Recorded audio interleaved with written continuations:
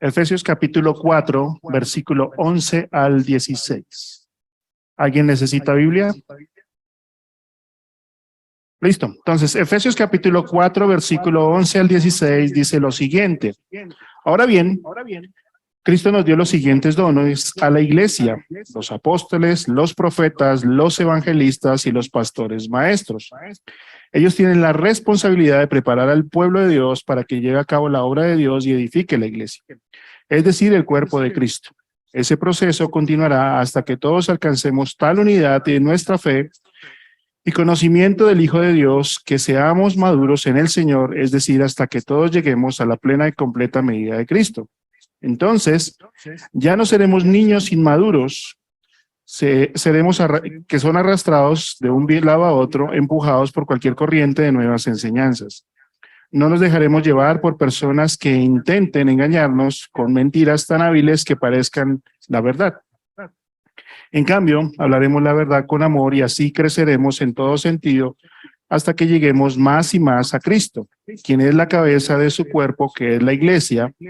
Él hace que todo el cuerpo encaje perfectamente y cada parte, al cumplir con su función específica, ayuda a que las demás se desarrollen y entonces todo el cuerpo crece y está sano y lleno de amor. Señor, oramos esta mañana entendiendo que tú nos has colocado dentro de esta iglesia o dentro de la iglesia para cumplir una función, que tú no esperas que seamos solamente veedores o personas que están aquí, sino que tú esperas que cada uno dentro del cuerpo cumpla su función establecida, y por eso nos has dado los dones espirituales para que los llevemos a cabo. Y que a su vez, al llevar a cabo los dones espirituales, nuevas personas puedan venir al conocimiento de la verdad. Dejamos este tiempo en tus manos, en Cristo Jesús. Amén. Entonces, hemos llegado a la sexta charla de este tema de dones espirituales. Esta es la última charla a nivel presencial. Entonces, si tú quieres saber o continuar el tema de dones, los vamos a colocar. El resto de charlas que faltan van a estar colocados en la plataforma de YouTube para que tú puedas seguir la secuencia. Ahora es tu responsabilidad seguir haciendo o siguiendo la charla de dones, ¿ok?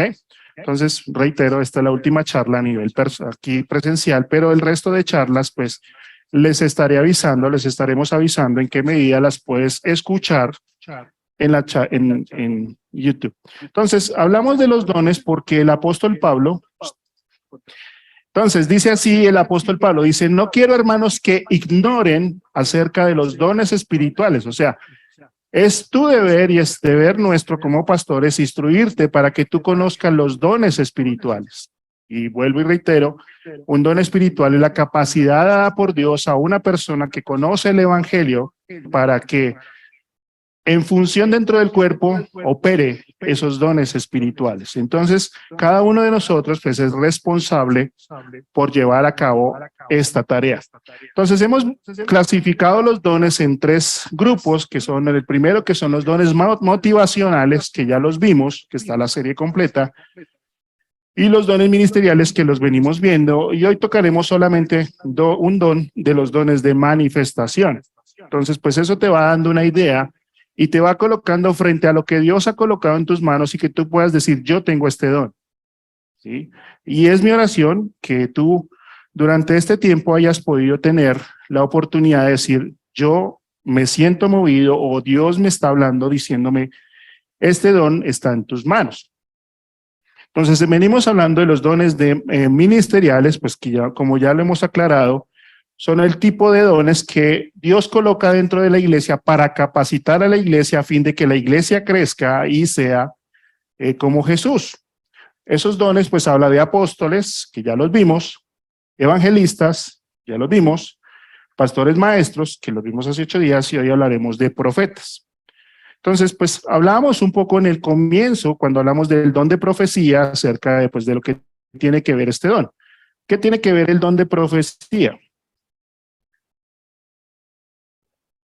Esteban. Les dije que estaba Esteban, y cualquier cosa puede pasar. Mentira, Esteban. Entonces hablamos de profeta. ¿Qué es un profeta? Pues es uno que habla de parte de Dios, que es proclamar, que significa propeme, Y es hablar delante, o es alguien que defiende, son exactamente los predicadores del evangelio. Es un predicador que puede enseñar desde el púlpito o puede enseñar uno a uno. Entonces, como lo hablábamos cuando hablábamos de la profecía tiene que ver con la enseñanza de la palabra de Dios. Esa es la profecía. Y un profeta, pues, es llamado a alguien que, pues, proclama las verdades del evangelio usando, pues, la enseñanza. Entonces, un profeta es alguien que usa la enseñanza de la palabra de Dios para corregir la vida de aquellos que se desvían de la fe y ayudarlos mediante la predicación para volver el camino. Eso hace el profeta. Entonces, un profeta es el que te habla a ti a través de la enseñanza de la palabra de Dios y te muestra por dónde es el camino. ¿Se acuerdan? Jesús dijo, yo soy el camino, la verdad y la vida. Y cuando tú haces un estudio que me ha parecido interesante a mí, la Biblia habla que la iglesia es considerado como el camino, un camino, ¿sí? Entonces, eso hace un profeta. Te enseña cómo vivir esta nueva vida en Cristo, tomando el papel de las Escrituras y mostrándote cómo se vive la nueva vida en Cristo. Entonces, un profeta tiene la habilidad de confrontar con el pecado con la palabra de Dios, que lleva a quien lo escucha al arrepentimiento y la confesión. No es meramente dar una instrucción. Cuando un profeta habla a través de las Escrituras usando la palabra de Dios, eso debe generar en la persona que lo escucha una convicción de pecado que lo lleva al arrepentimiento. No es que eso no lo podamos hacer todos, sí, pero en un profeta o en alguien que enseña, Dios obra de tal manera que le da las palabras adecuadas usadas por el Espíritu Santo para convencer a una persona de pecado.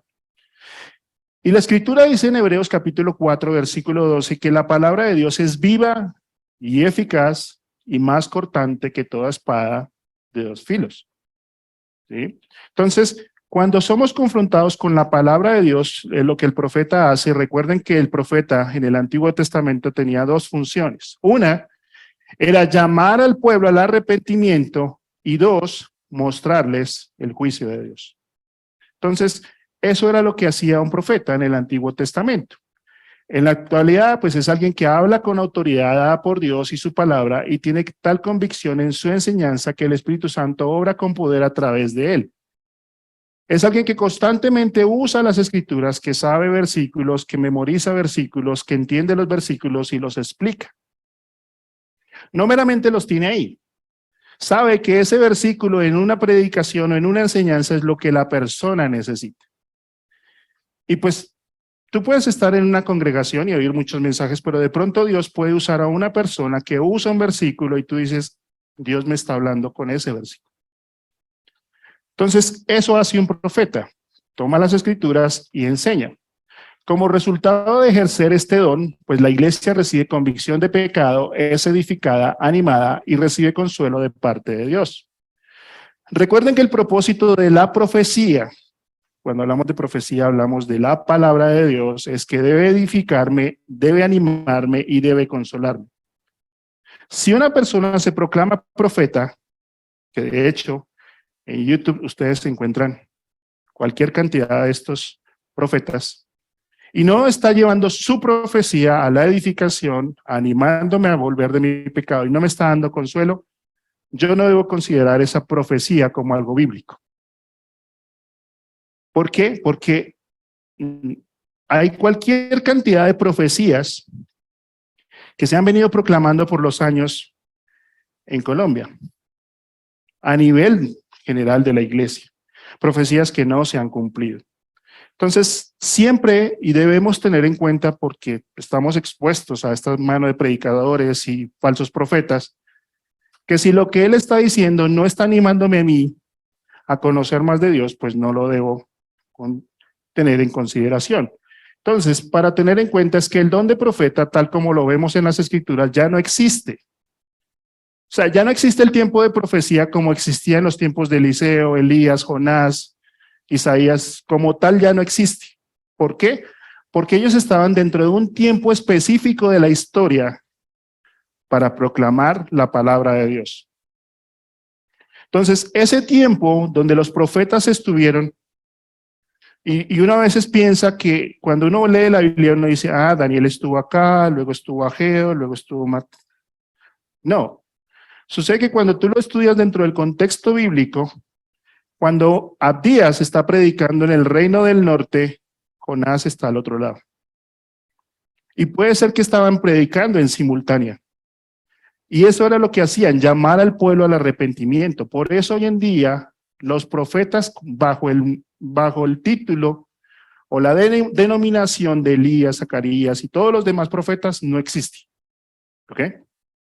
¿Por qué? Porque hay hoy en día falsos profetas que se proclaman con la misma autoridad de ellos. Entonces no debes creer, como dice el graffiti, no creas todo lo que ves en internet. ¿Ok? Entonces es importante tener en cuenta que pues ese don como tal ya no está. Entonces el mensaje de Dios está completo, o sea, la escritura ya está completa. No necesita agregarle nada. No se puede agregar o quitar la palabra de Dios, es lo que dice Apocalipsis capítulo 22, 18 al 19. Algunos de estos profetas recibieron revelación de Dios mientras que se terminaba de escribir la Biblia, pero una vez que la Biblia se terminó de escribir, no fue necesaria la función. Entonces, estos profetas, debido a que la escritura no estaba completa, ellos predicaban porque el pueblo necesitaba escuchar la palabra de Dios. O sea, el pueblo de Israel no tenía una Biblia como nosotros la tenemos. Y el único mensaje de Dios venía a través de ellos. Pero una vez que la Biblia se cierra con Juan sobre el año 90, 94, no hay más profecía. Y el apóstol Pedro, dice que todo lo que necesitamos para la vida y la piedad está acá. Por ende, no necesitamos otro profeta que nos hable de acontecimientos futuros cuando todo lo revelado ya está en la palabra de Dios. Entonces, una persona que se proclama profeta, que hoy en día hay varios, y no está confrontando el pecado, llamando al arrepentimiento, hablando acerca de santidad, llevando a la iglesia a arrepentirse, y en vez de eso, está proclamando un futuro a la persona, declarando solo bendición y prosperidad, debemos considerarlo un falso profeta en medio nuestro. Y una de las palabras más comunes de estos pseudo profetas es que dicen, yo declaro. ¿Lo han escuchado? Yo declaro, yo decreto. Y pues, ¿quién decreta? Pues decreta el rey. ¿Y quién es el rey? Dios. Por ende, no debemos creer a esas profecías que hablan de que a ti te va a ir bien, de que tú vas a ser prosperado, de que todo lo que emprendas, que cuánta cosa sale por ahí. Si no te apunta al arrepentimiento y no te está llamando a una convicción de pecado y a creer en Jesús, no debemos considerarlo, porque puede ser que en una conversación familiar o con un amigo, él pueda sacar el tema y te pueda decir, ¿sabes qué? A mí me profetizaron. A mí me dijeron. Y a mí se me cumplió lo que me profetizaron. Y sí, puede que ocurra, pero es una estrategia del enemigo para desviarte de la fe. Por eso tienes que tener cuidado con lo que escuchas y ves y filtrarlo a través de la palabra de Dios. Por eso es importante que tú leas la palabra de Dios. Que no meramente la tengas ahí abierta en el Salmo 90 y digas, ah, chévere. No. Dios ya dijo lo que tú tienes que saber y lo que necesitas entender en su palabra. Entonces, es interesante porque cuando se juzga a un profeta o se juzgaba en el Antiguo Testamento, Dios dice esto. Si lo que el profeta ha dicho en nombre del Señor no se cumple, es señal de que el Señor no lo dijo, sino que el profeta habló movido por su orgullo, por lo tanto no le tengan miedo. Entonces, si uno de estos profetas está diciendo algo que no se cumple, yo no debo tener temor de él. Y hoy en día, en muchas iglesias, existen estos señores que usan la manipulación para llevar y someter a la iglesia, porque la iglesia desafortunadamente hoy en día carece de discernimiento. Guiada por su emoción, porque le prosperan las actividades o las cosas que dicen, no discierne lo que le están hablando. Y da por hecho que porque esta persona está en público, o porque esta persona lo dice, o porque esta persona tiene influencia, eso es verdad. ¿Y saben qué es lo triste? Que mucha gente lo cree. Y mucha gente está siendo desviada de la verdad, y es eso. Ahora, si hay algo que dice la Escritura, es que en los postreros tiempos, en estos que están viviendo y en muchos, dice que muchos apostatarán de la fe, oyendo doctrinas o enseñanzas de demonios. Por ende, se hace necesario que tú tengas un discernimiento frente a todo lo que escuchas. Entonces, mientras que el evangelista, que lo hablamos hace 8 días, llama al arrepentimiento, el profeta llama a la confesión. Tienen un llamado. Recuerden que estos dones son por llamamiento. No es que yo me proclamo pastor, no es que yo me proclamo evangelista, sino es que Dios me llama. Y es un llamado de Dios a que yo ejerza esa función. Entonces, ¿cómo funciona esto en la práctica? Estos 4 dones ministeriales. Entonces, ¿qué hace? Pues primero empezamos con un apóstol. Ya saben todo lo que es un apóstol, ¿no? Si alguno tiene dudas, pues vuelva y mire el video. Entonces, un apóstol es un enviado, es un llamado, es alguien que es enviado de parte de Dios. ¿Qué hace el apóstol? Pongámoslo en términos prácticos. Digamos, tú tienes el llamado a ser apóstol como misionero, que tú vas a una región de este país y tú te das cuenta de la necesidad espiritual que hay en ese lugar y tú dices, aquí no se conoce de Jesús. Yo tengo un llamado a predicar esta gente. ¿Qué hace una vez que él ubica el lugar, ubica a las personas? Generalmente las iglesias comienzan en una casa. Y si tú lees el Nuevo Testamento, siempre comienza en una casa. Y luego, una vez que está el apóstol allí, viene el evangelista. ¿Qué hace el evangelista? Proclama la palabra de Dios, el evangelio, para que otros se arrepientan y se unan a un grupo que ya está formado. Entonces, él predica acerca del arrepentimiento y llama a las personas a que se unan a ese grupo. Una vez que el evangelista, o sea, eso no es que dura 1 mes o 2 meses, no, eso solo el Espíritu Santo sabe cuánto se demora. Luego llega el profeta. ¿Qué hace el profeta? Pues el profeta ya hay un grupo establecido, una reunión de personas y comienza a enseñarles las doctrinas importantes de la palabra de Dios, el arrepentimiento, todo lo que tiene que ver con la enseñanza. Y por último, llega el pastor. Entonces, cuando ya hay un grupo establecido, cuando ya hay un grupo que pues ya lleva un tiempo, que se ha consolidado, que son nuevos creyentes, que se han unido a este grupo que es la iglesia, pues se coloca un pastor que es llamado por Dios y que ayuda al crecimiento de esta iglesia. Entonces, cuando ellos comienzan a ejercer la función, pues formamos otra nueva iglesia, ¿ok? Y una vez que se establece esa iglesia, pues Dios vuelve a llamar a otras personas para salir a otro lado y así es como se multiplica la iglesia. Entonces, Dios está interesado en involucrarte a ti y a mí en alcanzar a otros a través de su iglesia. Siempre ha sido su plan y su propósito. Entonces, hemos terminado hasta aquí los dones ministeriales para que tú entiendas la función dentro del cuerpo que ocupan estos dones. Vamos a hablar acerca de los dones de manifestación, que está en 1 Corintios 12, 7 al 11. Y son dones que nos deben llevar a la dependencia. Un don de manifestación, es del griego fanerosis, significa evidencia, notoriedad, es declaración ante todos de un esclarecimiento. ¿Qué significa? Que estos dones son demasiado evidentes, o sea, tú no los puedes negar porque a la vista son demasiado trascendentales. Los dones de manifestación son los que manifiestan la presencia del Espíritu Santo en el creyente. Si bien todos tenemos al Espíritu Santo dentro de nosotros, estos dones se hacen más evidentes de su presencia en la vida de una persona, ya que son manifestaciones sobrenaturales, subrayen sobrenaturales, dadas por Dios que están más allá de los límites naturales. Es cuando frente a una manifestación del Espíritu Santo yo no puedo negar que eso es de Dios. No lo puedo negar. ¿Por qué? Porque se hacen evidentes, porque son muy trascendentales. Y no hay unos dones más tergiversados en la iglesia que estos. Por eso es importante entenderlos bien, por eso es importante asimilarlos bien.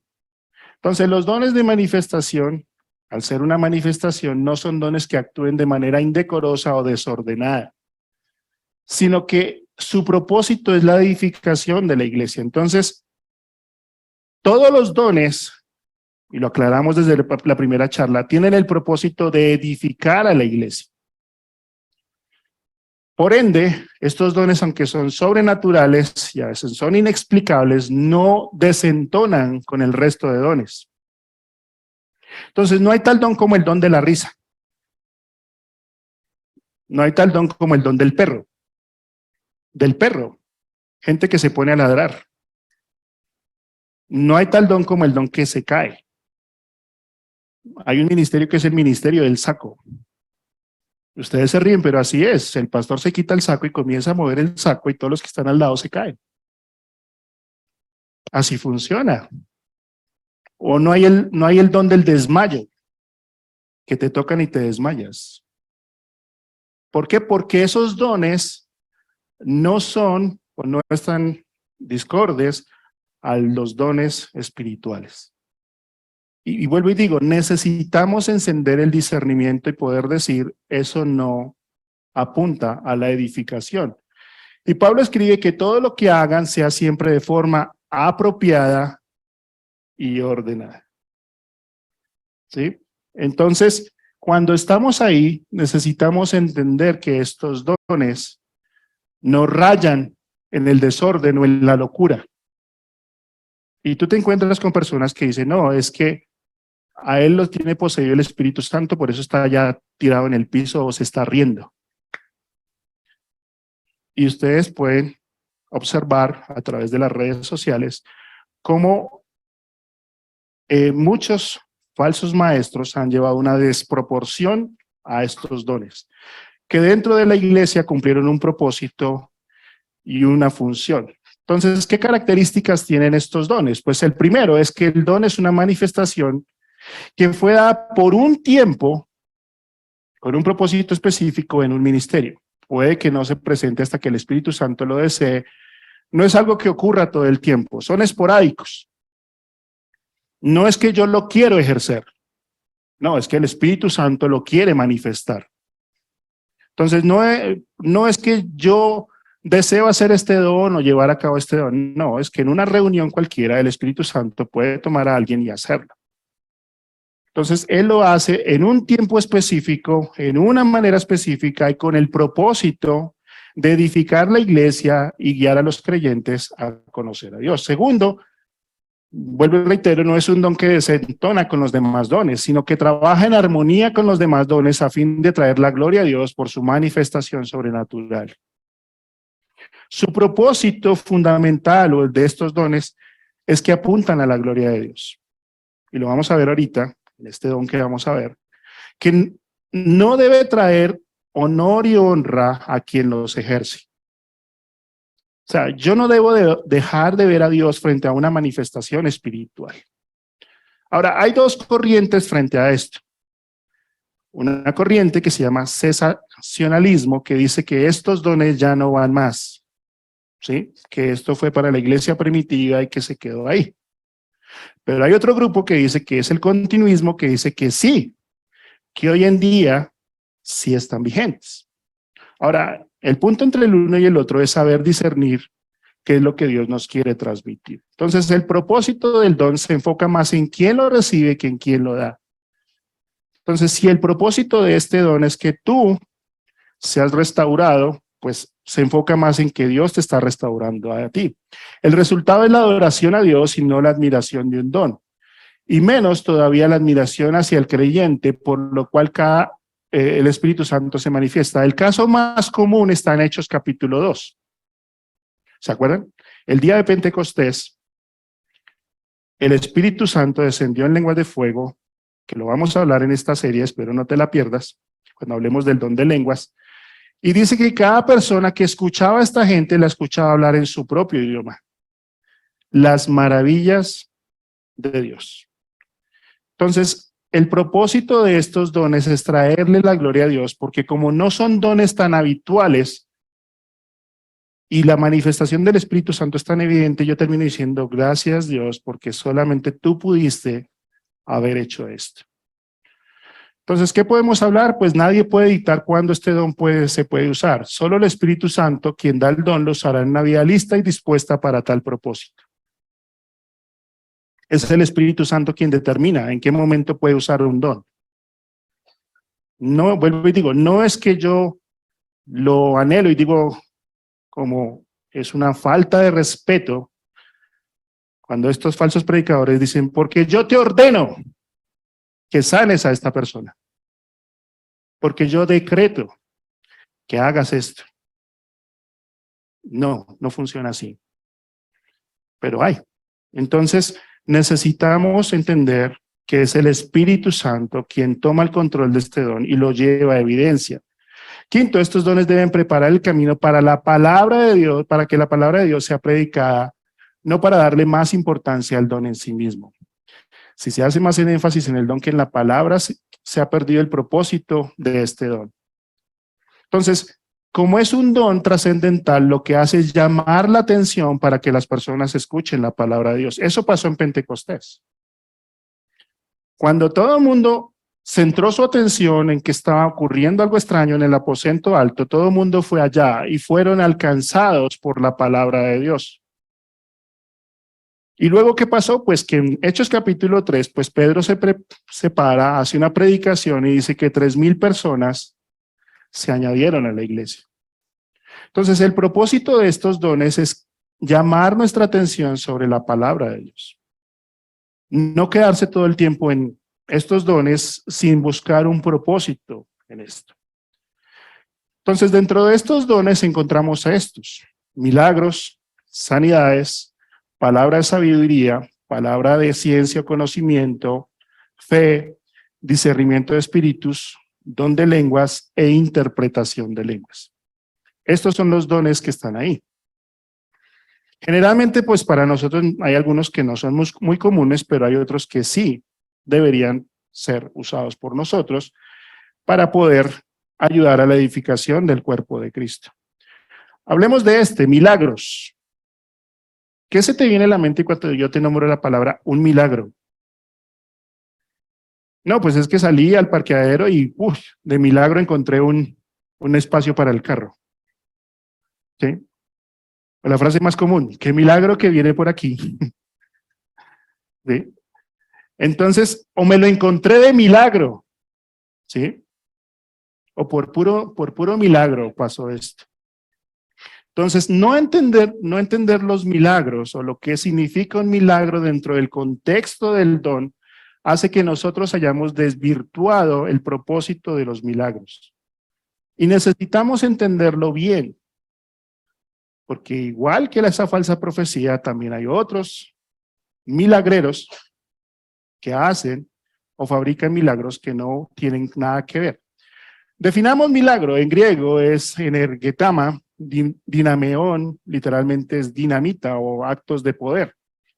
Es la demostración del poder y la acción de Dios que va más allá de las leyes de la naturaleza.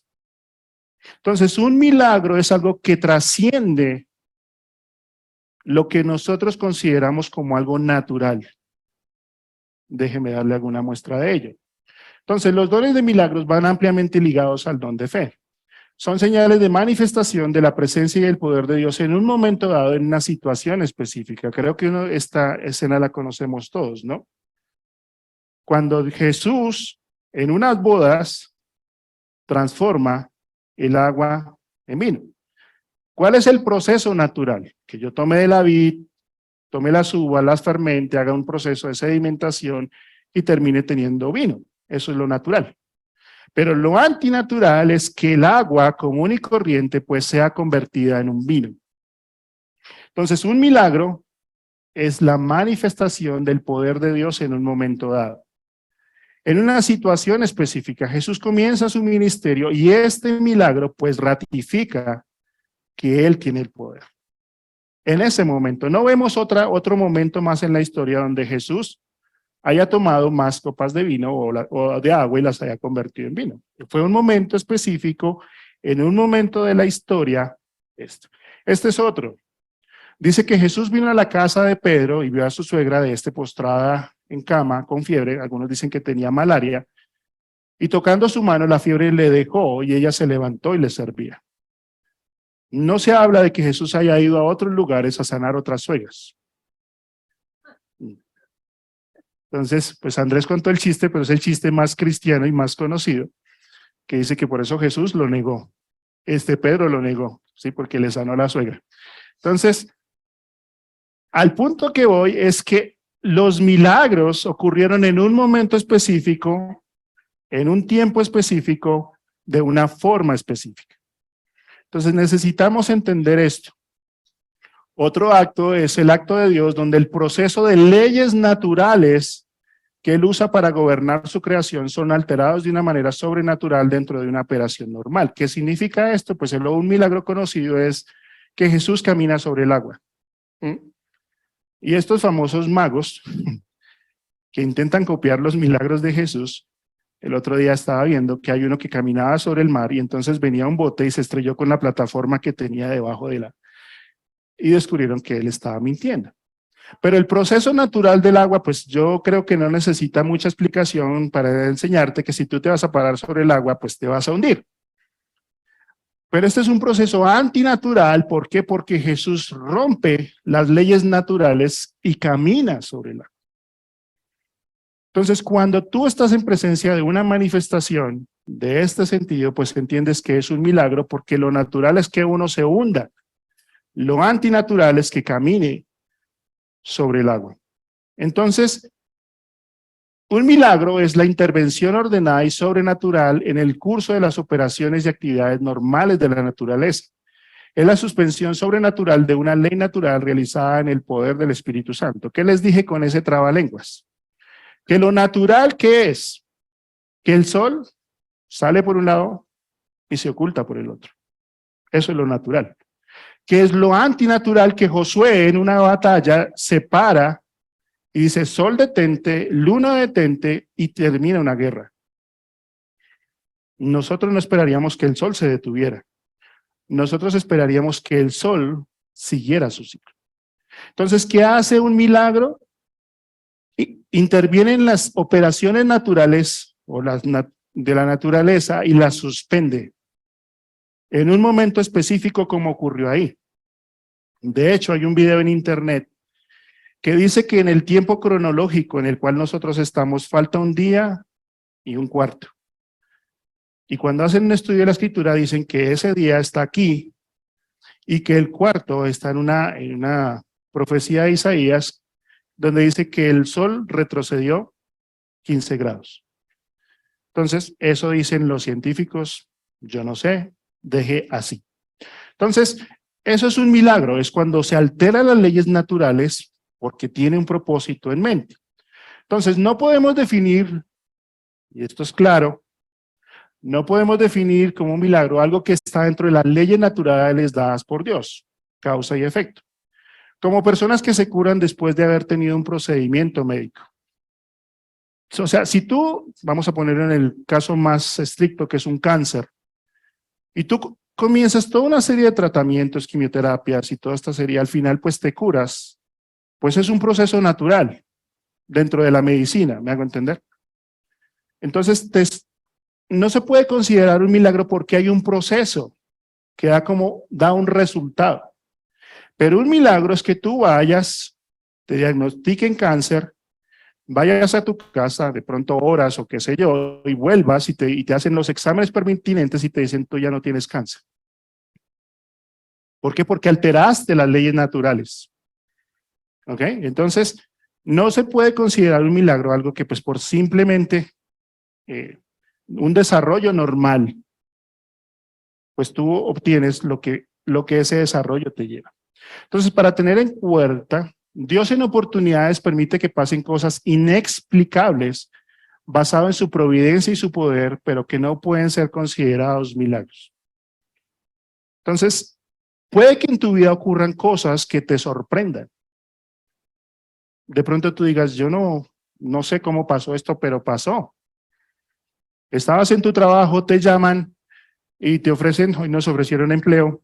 Entonces, y te ponen a otro lugar. Y tú no lo estás esperando y tú dices, wow, eso es un milagro. No, esa es la providencia de Dios. Recibes un dinero que no esperabas. Es la providencia de Dios. Hay situaciones que Dios va colocando en tu vida que son su providencia y no debería ser considerado un milagro. Y el apóstol Pablo escribe en Efesios capítulo 10 que dice que todas las cosas Dios ya las preparó de antemano para que andemos en ellas. Entonces, ¿a dónde radica todo el asunto en que perdamos el enfoque de lo que es un milagro? ¿Hace Dios milagros hoy en día? Claro que sí. Pero tiene un propósito y tiene una intención detrás de cada milagro.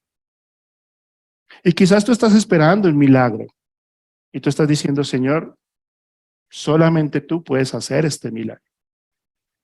Pero si ese milagro no está dentro del plan y el propósito de Dios, quizás Dios te quiera mostrar otras cosas que tú no has tenido en cuenta. Y quizás tú estás orando y diciendo, Señor, tú tienes el poder de sanarme y lo que Dios quiere es que crezcas en fe y conocimiento de su palabra. Y el ejemplo más claro es Pablo, que dice, Señor, he orado 3 veces que me quites este aguijón para que yo pueda predicar el evangelio. Y Dios le dice, bástate mi gracia. Entonces, no debemos perder de vista quién es el autor de los milagros. Entonces, ¿cuál es el propósito o el propósito de un milagro? Es certificar de parte de Dios que la persona que trae su mensaje ha sido enviado por él para dar su respaldo a quien es su vocero. Estos dones milagrosos fueron parte de las credenciales de los apóstoles como agentes autorizados de Dios en la fundación de la iglesia. ¿Qué decían los sacerdotes de los apóstoles? Que esta gente era del vulgo y sin letras, que eran lo más bajo de la sociedad. Y por eso Dios les permitía hacer milagros para corroborar que el mensaje que ellos traían sí venía de parte de Dios.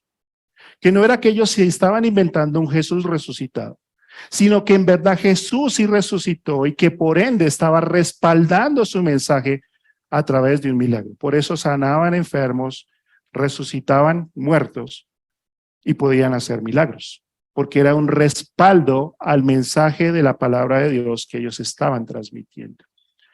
Entonces, son señales que buscan llamar la atención sobre los no creyentes para prepararlos a escuchar el mensaje del evangelio. No son algo aislado de la palabra de Dios. Entonces, cuando ocurre un milagro, y te animo a estudiar los milagros en la Biblia, generados por Jesús y sus apóstoles, siempre tenían el propósito de llamar la atención sobre otros para predicarles el evangelio. No era que meramente ocurría el milagro y se quedaba ahí. Era que cuando ocurría el milagro, quien lo hacía aprovechaba la oportunidad y predicaba acerca de la palabra de Dios. No va desconectado. Por ende, no hay tal cosa como esta noche, noche de milagros. No, no hay tal. O jornada de milagros de tal fecha a tal fecha. No, no hay tal. ¿Por qué? Porque el centro de Dios siempre ha sido que su palabra sea escuchada. Entonces, eso debe hacer el milagro, debe preparar nuestro corazón, nuestro entendimiento para la palabra de Dios. Pero si yo me quedo solamente esperando el milagro, sin tener el propósito de ver a Dios obrar en el milagro a través de su palabra, yo he perdido el enfoque del milagro. Porque estoy más interesado en lo que quiero recibir y no en quién es Dios. Entonces los milagros mostraban que el reino de Dios había llegado, mostrando que Jesús y los apóstoles tenían autoridad por encima del reino de las tinieblas. No hubo un momento de mayor manifestación de milagros que cuando Jesús estuvo en la tierra, porque el reino de las tinieblas se opuso. Se opuso. Y hay oportunidades donde la única forma en que puedas predicar el evangelio es a través de un medio sobrenatural. Yo hace años oía la historia de un misionero que fue enviado a una tribu y él nos contaba su historia y él decía, cuando yo llegué a la tribu, lo primero que hizo el chamán de la tribu fue tomar un veneno, se lo tomó, se tomó una pócima y dijo, mira, no me morí, ¿qué puede hacer tu Dios? Ya hay cosas que nosotros no podemos comprender, que están más allá de nuestros límites. Y Dios espera que nosotros dependamos de Él. Y Él puede usarte para hacer algo sobrenatural en la medida que Él lo quiera hacer. Pero el propósito fundamental es mostrar que Dios es más poderoso frente al reino de las tinieblas. Entonces, algunas características de este don. Pues número uno, pues solo hay algunos periodos específicos de milagros en la Biblia. La creación, el diluvio, el éxodo, la conquista, la era de los profetas, la venida y la vida del Mesías, la era apostólica, y en un futuro van a haber 2 testigos que van a hacer milagros. Eso muestra claramente que Dios no hace milagros todo el tiempo, y cada vez que lo hace es para iniciar un periodo de intervención divina en la historia humana. Entonces, cuando Jesús comienza a hacer los milagros, es que comienza a ver la manifestación de su poder. Cuando los profetas hacen milagros, pues hacen la manifestación del llamado de Dios al pueblo de Israel. Entonces, la creación, pues es una manifestación del poder de Dios, el diluvio y todas estas. Entonces, dejamos claro que, bueno, Dios puede hacer milagros cualquier momento, pero que hay periodos específicos que Él los hace. Jesús es el único que hizo milagros en cuanto a la naturaleza, mostrando el dominio y el poder absoluto como soberano de la tierra. Jesús fue el único que caminó sobre las aguas, fue el único que secó una higuera productiva, fue el único que calmó una tormenta. Ninguno de los apóstoles interviene en la naturaleza, solo Jesús. Y eso lo que muestra es el poder sobrenatural de Jesús que tiene. Y es interesante cuando Él calma la tormenta, que los discípulos dicen, ¿quién es este hombre? Que aún el viento y el mar le obedecen. Yo te hago una pregunta. Tú, cuando ves a Jesús, dices, ¿quién es este hombre que puede transformar cualquier vida? ¿Tú te sorprendes de Jesús o Jesús es meramente una estampilla que tienes en tu mente y dices, ese es Jesús? Nunca debemos perder de vista que Jesús es todopoderoso. Si bien los milagros no producen fe, ayudan a motivarla. No es que un milagro me lleve a mí a creer o active mi fe, pero me ayuda a ver más allá. Su propósito era llevar a quienes los veían el reconocimiento del mensaje del Evangelio y reafirmar que Jesús es quien dijo ser, el Mesías prometido. ¿Por qué Jesús hacía milagros y sus apóstoles? Porque era el mensaje a la nación de Israel de que el Mesías prometido estaba en medio de ellos.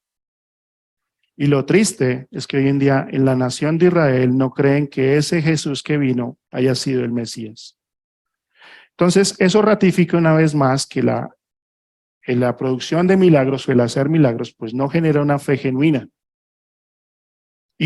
Y Jesús en una oportunidad, después de que les ha dado pan y pescados a una multitud, se regresa a ellos y les dicen, ustedes me siguen por el pan y la comida, pero no me siguen por el verdadero mensaje de la palabra de Dios. Entonces debemos tener cuidado de no seguir a Jesús por motivos equivocados. Los milagros siempre fueron visibles a todas las personas que los presenciaban. Generalmente cuando se realizaba un milagro había alguien como testigo de la manifestación del poder de Dios. No hay milagros secretos. Los milagros se hacían como una evidencia de que era verdad la palabra de Dios. Entonces, siempre fueron visibles, siempre había un testigo. Porque el propósito de Jesús o de Dios al hacer un milagro es que otros crean a la palabra de Él. Por eso no son hechos aislados que no se podían comprobar. Y pues hace años, una hermana de la iglesia nos contaba que su hermana había sido contratada por una iglesia de estas que hacen milagros y le habían pagado una cifra para que se hiciera pasar por discapacitada llegando al púlpito en una silla de ruedas. Pasa de personas que manipulan la fe y hacen ver milagros con lo que no es. Entonces los milagros siempre fueron hechos que se pudieron corroborar ampliamente y no dejaron lugar a dudas. Todos pudieron observar, ciegos viendo nuevamente, ver cojos saltar, los enfermos ser curados, los leprosos limpiados, muertos resucitados. Eso demostraba que tanto el mensajero como el mensaje eran verdad. Y en cierta oportunidad Jesús está en una sinagoga, se encuentra con un hombre con una mano seca y hace el milagro, y aún así los que están ahí no le creen por la dureza de su corazón. Entonces, siempre el milagro debe ser corroborable. No es algo de que de pronto, no. Dios sana o hace un milagro en un solo acto. Los milagros fueron hechos completos y realizados en un solo acto.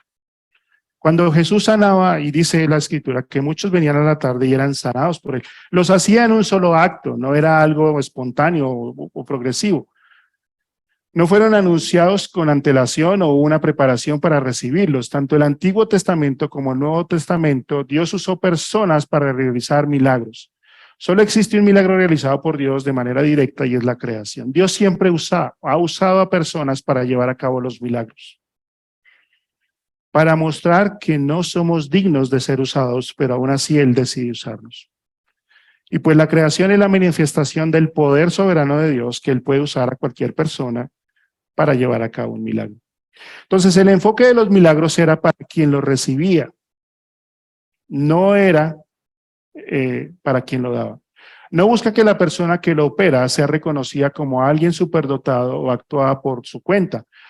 Y hay una historia en el libro de Hechos donde Pablo y Silas están predicando el evangelio, ¿sí? Y sucede que ellos sanan a un cojo.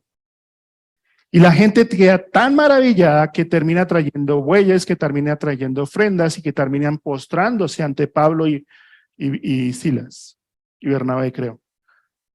¿Y saben qué le toca hacer a Pablo?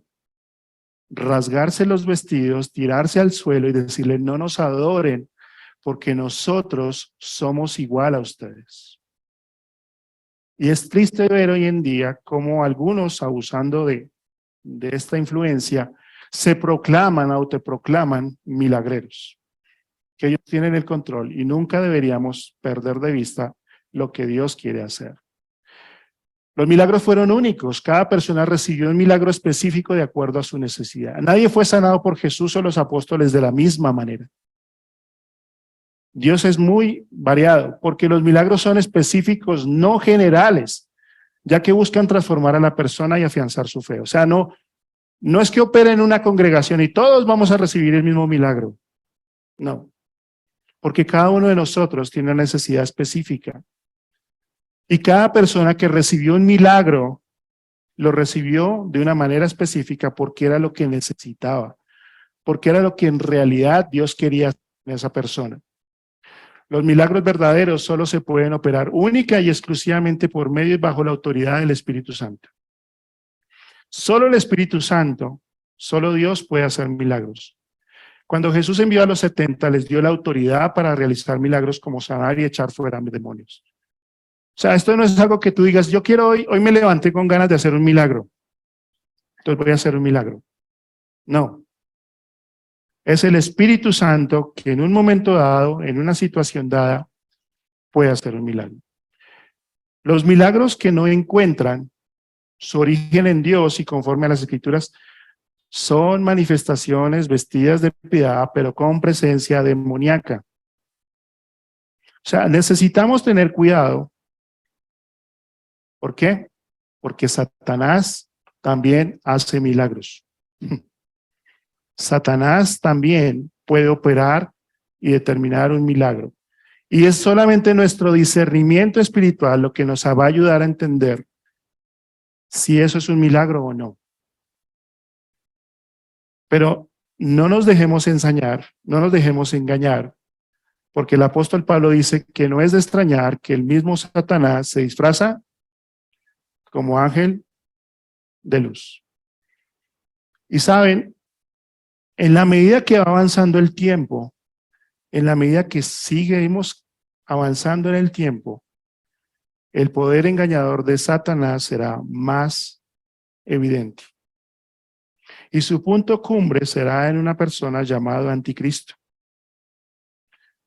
con falsos profetas que van a llevar a que la humanidad y muchos que creyeron en la fe se desvíen por no tener el discernimiento prendido.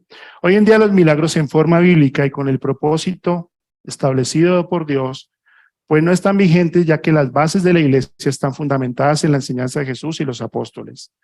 Por lo cual ya no es necesaria una manifestación que certifique el mensaje de Dios. Ya tenemos la palabra de Dios. Y los milagros se usaban para ratificar que lo que estaba diciendo los apóstoles o el predicador, pues era la verdad de la palabra de Dios. Entonces, pues no digo, vuelvo y digo, no digo que Dios no puede hacer milagros, los puede hacer en cualquier momento. Pero no son tan necesarios en la medida que ya tenemos la palabra de Dios completa. Entonces, para tener en cuenta, ya para concluir, es que si bien Dios puede hacer muchos milagros hoy en día, el mayor milagro que podemos ver hoy en día es una persona transformada por el poder del evangelio. Si una persona que toma la decisión de decir, ya dejo esta vida pasada, me entrego a Jesús y comienzo una vida nueva, es un milagro. ¿Por qué? Porque te llamó de la muerte a la vida y te ha dado una nueva oportunidad. Así que si tú estás hoy aquí y tú estás diciendo, yo necesito un milagro, déjame decirte que el mejor milagro que puedes recibir es entregar tu vida a Cristo, reconocer tu pecado, reconocer que solamente en la cruz de Calvario Él murió por ti y que gracias a ese sacrificio Dios te ofrece el perdón y nueva vida. Ese es el mejor regalo y el mejor milagro que puedes recibir. Así que si estás orando por un milagro, a veces oramos por motivos equivocados frente a personas que tienen circunstancias difíciles. Y pensamos que lo que más necesita una persona no creyente es que sea sano. No, realmente lo que una persona que no es creyente y está enferma necesita es a Jesús. ¿Por qué? Porque si se muere sana, será un lugar de condenación sin recibir el perdón de sus pecados. Otro es que a veces la falta de fe y comunión con Dios no permite que podamos experimentar en nuestra vida el poder sobrenatural a través de un milagro debido a nuestra incredulidad. Hablar de milagros no debería ser algo extraño para nosotros. Debería ser algo natural porque nosotros creemos en un Dios que puede hacer muchas cosas, dice Efesios 3:20, más allá de lo que entendemos. Pero a veces nosotros no obtenemos nada en nuestra vida porque no tenemos fe. Y hay una historia interesante de un ciego que se llama Bartimeo. Y Bartimeo, que es ciego, viene a Jesús gritando, Jesús, hijo de David, y grita. Y Jesús se detiene y se devuelve a Bartimeo y le hace una pregunta. Le dice, Bartimeo, ¿qué quieres que yo te haga? Y Bartimeo le dice, yo quiero ver, yo quiero recibir la vista. Y saben, a veces nosotros no somos específicos. ¿Qué es lo que queremos de Dios? Queremos que Él haga algo, pero ¿qué? ¿Qué esperas tú de Jesús? ¿Qué esperas que Dios haga en los próximos días? ¿Estás esperando algo? ¿O solamente estás diciendo, Señor, haz algo? Bartimeo sabía lo que quería. Y como les digo, a veces Dios no opera en nuestra vida, no porque no lo quiera hacer, es porque nosotros no le creemos y no estamos convencidos de que Él pueda manejar una situación. Dios puede hacer milagros, pero no lo hace como una promoción al falso evangelio de la prosperidad o el enriquecimiento y orgullo de los falsos milagreros. O sea, debemos tener cuidado con aquellos que proclaman hacer milagros que no se enfocan en darle la gloria a Dios. Y pues terminamos con sanidades que va a ser expuesto en YouTube. Les animo a colocarse en pie. Próximo permiso de sanidades y milagros. Pon la mano en la pantalla y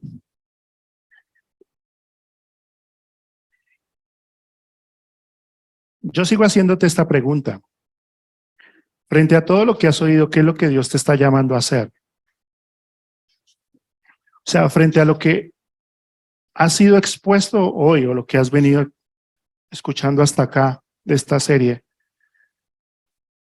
Si Dios te ha colocado en este lugar, si tú estás aquí hoy no es por casualidad. Es porque Dios te está llamando a hacer algo.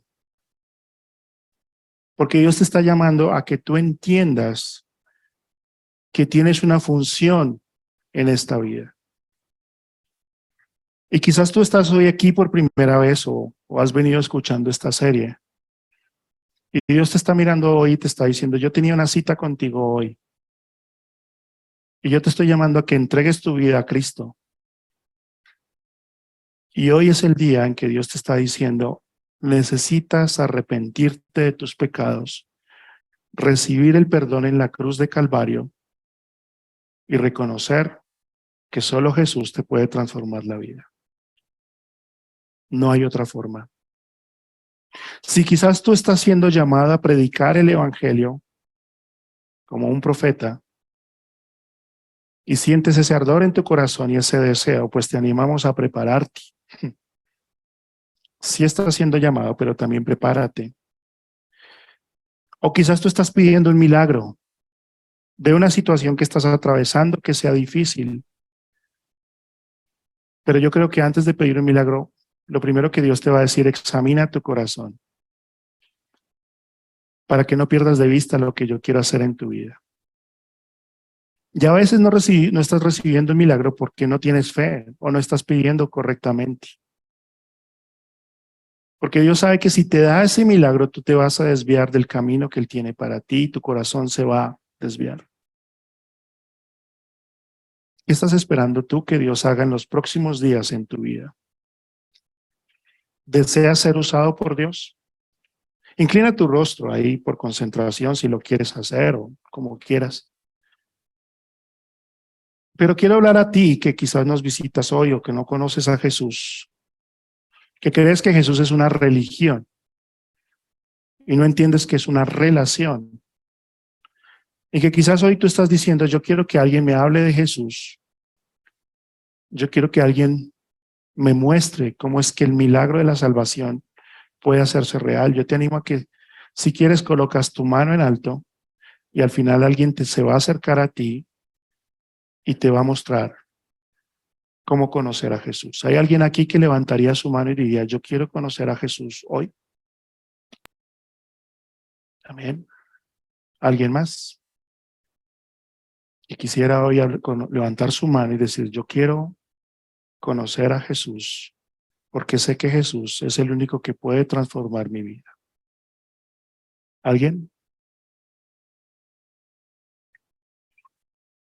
Quizás tú también estás acá, has escuchado 6 mensajes acerca de lo que Dios puede hacer en tu vida. Y quizás hoy estás diciendo, Señor, yo quiero ser usado por ti. Yo no quiero seguir siendo un asistente, sino alguien que en verdad impacta la vida de otros y es usado por él. Y quizás tú quieras levantar hoy tu mano y decir, Señor, yo quiero que tú me uses para tu gloria y quieras colocar tu mano en alto y yo voy a orar por ti. Gracias, gracias, gracias, gracias, gracias, gracias, gracias, gracias, gracias, gracias, gracias, gracias.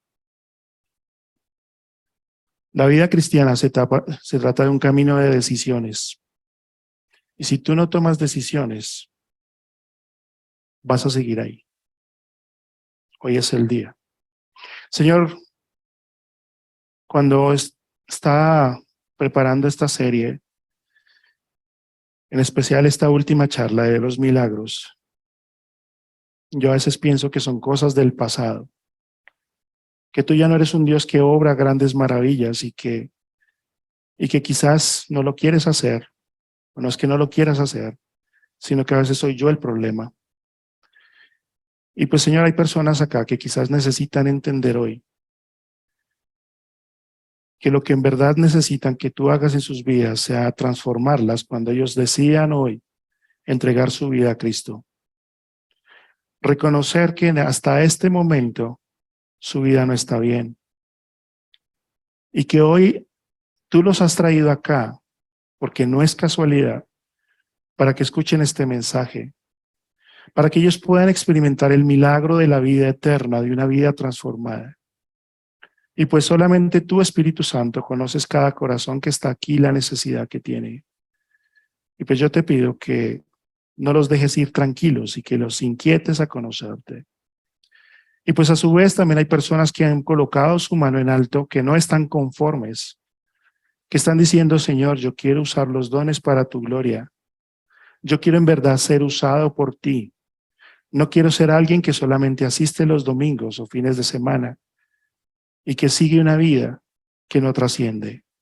Y pues yo te pido, Espíritu Santo, que los uses, que los animes, que les des hambre, que los motives a seguir adelante, pues porque en verdad necesitamos ser usados por ti. Y pues, Señor, esta es tu iglesia. Y qué hermoso es ver a hermanos que han decidido creer y usar sus dones para el servicio tuyo, para que la iglesia sea edificada. Y pues yo te pido que cada persona que se vaya uniendo a nuestra iglesia, pues también entienda el propósito de estar acá. Y tu iglesia siga creciendo conforme a la medida de la fe en Cristo Jesús. Gracias por escuchar mi oración en esta mañana. Amén.